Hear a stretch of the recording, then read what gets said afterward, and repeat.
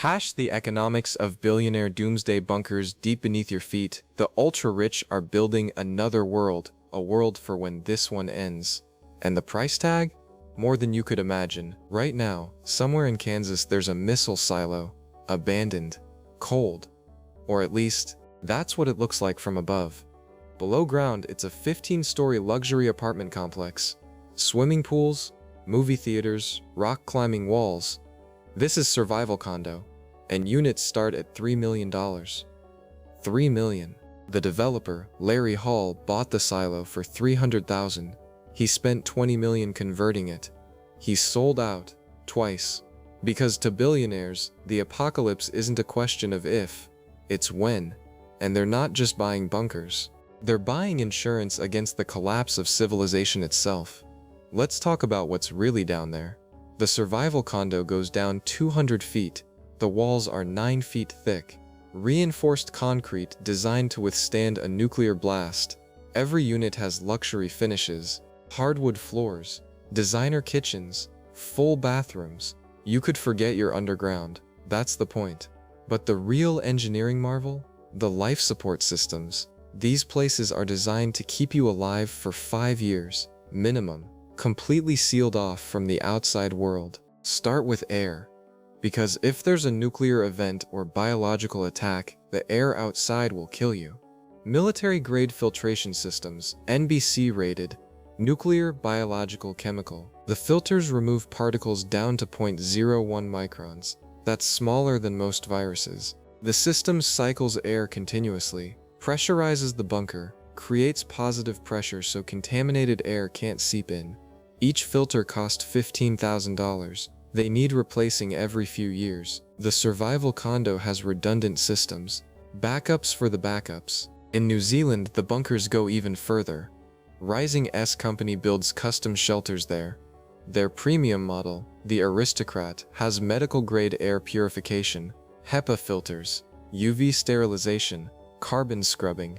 Cost? About $200,000 just for the air system. But air is just the beginning. You need water. Lots of it.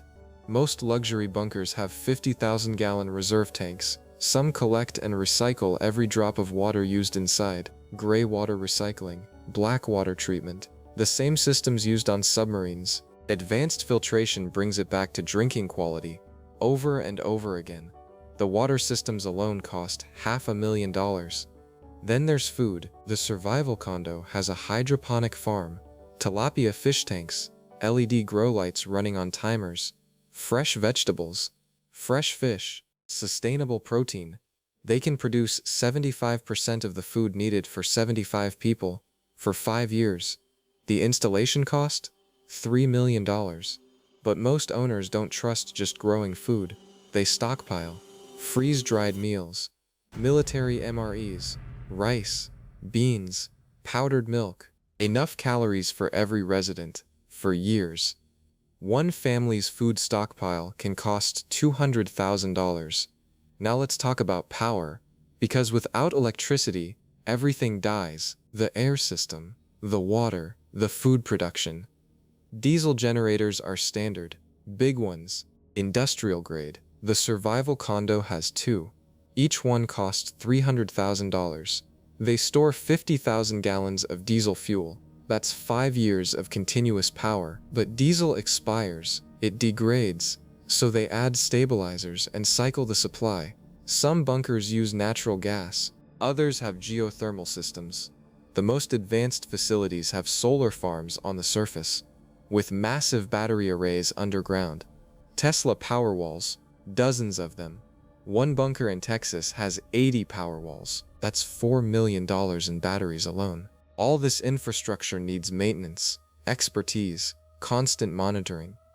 You can't run a survival bunker like a vacation home. So they hire staff, full-time engineers, security personnel, medical professionals, hydroponics experts. The Survival Condo employs 12 people year-round, even when no one's there. Salaries, benefits, housing. It costs over $1 million annually. But let's talk about the real cost. Security. Because the biggest threat isn't radiation or disease. It's other people, desperate people, Armed people. People who know you have food and water and safety. Every serious bunker has military-grade security, and it's not cheap. Blast-proof doors, 8,000 pounds of steel, biometric locks. One door costs $150,000. Perimeter sensors, motion detectors, thermal cameras, infrared, full surveillance systems cost $500,000. Some bunkers have automated defense systems. We're not talking alarms, we're talking countermeasures. Armed guards are standard for high-end facilities. Former special forces, combat veterans. They sign contracts, 5 years, live on site when crisis hits. Their compensation package, $200,000 per year, plus bunker access for their families. One billionaire in New Zealand hired a 10-person security team. That's $2 million annually. But here's the dark question that keeps wealthy preppers awake. How do you stop your security team from taking over? They have the guns, they have the training. When society collapses, why would they protect you? Some billionaires use loyalty contracts, bonuses paid to family members outside the bunker. Others install kill switches, control systems only they can access. One tech CEO suggested disciplinary collars for guards. He was serious. The psychology here gets disturbing. Fast. New Zealand has become ground zero for billionaire apocalypse planning. Over 1,500 ultra-wealthy Americans have bought property there, applied for residency. Why New Zealand? Geographically isolated, far from global conflict zones, stable government, low population density, and no nuclear targets. Peter Thiel bought a 1,200-acre estate there, built a bunker on the property. Cost? Unknown, but property alone was $13 million. Sam Altman, CEO of OpenAI, has an escape plan to New Zealand. He's called it his apocalypse insurance. Reid Hoffman, LinkedIn founder, admitted half of Silicon Valley billionaires have some disaster prep. Half. These aren't conspiracy theorists. They're the smartest people in technology and finance, and they're terrified. The companies building these bunkers can barely keep up with demand. Rising S Company has a 2-year waitlist. Starting price? $40,000 for basic models. But their clients aren't buying basic. Custom builds run $5 to $50 million. Underground mansions, bowling alleys, gun ranges. One client requested a full automotive garage, underground, for his car collection. Another wanted a cigar lounge with vintage wine storage, climate-controlled, blast-proof. Vivos Group sells community bunkers, shared facilities, condo-style survival. Their South Dakota complex has 500 bunkers. Each accommodates 10 to 24 people. Price per bunker? $35,000 to $50,000.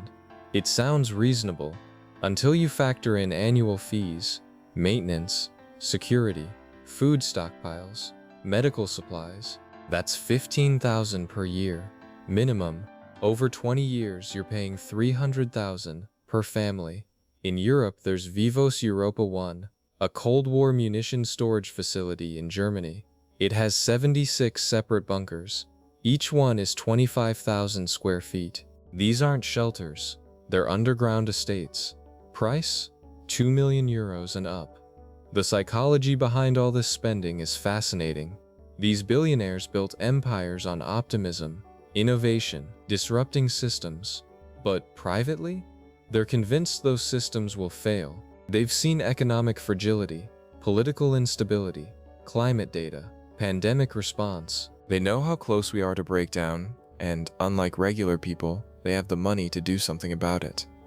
It's the ultimate hedge. Portfolio diversification for the apocalypse. They spend more on bunkers than most people make in a lifetime, and they don't blink. Because what's money worth when civilization collapses? Nothing. But a bunker? That's worth everything. Some psychologists call it catastrophic narcissism, the belief that you deserve to survive when others don't. Others call it rational preparation, playing the odds. The truth is probably somewhere between. These people have resources. They're using them to protect their families. But there's something deeply unsettling about it. While they build underground paradises, millions struggle to afford rent. The wealth gap isn't just about money anymore. It's about who gets to survive. And here's the paradox. These bunkers need society to function. Someone has to maintain them, supply them, guard them. If civilization truly collapses, those contracts mean nothing. The engineer who installed your air system, he's not showing up after nuclear war. The food suppliers, gone. Your security team, they might decide the bunker is theirs now. You're locked underground with people you pay to protect you, hoping money still matters. Some preppers realize this. They're trying different approaches. Building tight-knit survival communities, people with varied skills, doctors, engineers, farmers, not employees, partners. Others are going full isolation, remote locations, hidden entrances. Tell no one. The less people know about your bunker, the safer you are. One billionaire built his in a mountain. The entrance is through a fake utility shed. From the air it's invisible. He told almost no one, not friends, not business partners. Because when crisis comes, everyone you told is a potential threat. This is where we are. The ultra-wealthy are creating parallel infrastructure, a second world beneath this one. They're spending billions collectively, on the assumption that the surface becomes uninhabitable. And maybe they're right. Climate change, nuclear proliferation, pandemics, AI risk, societal collapse.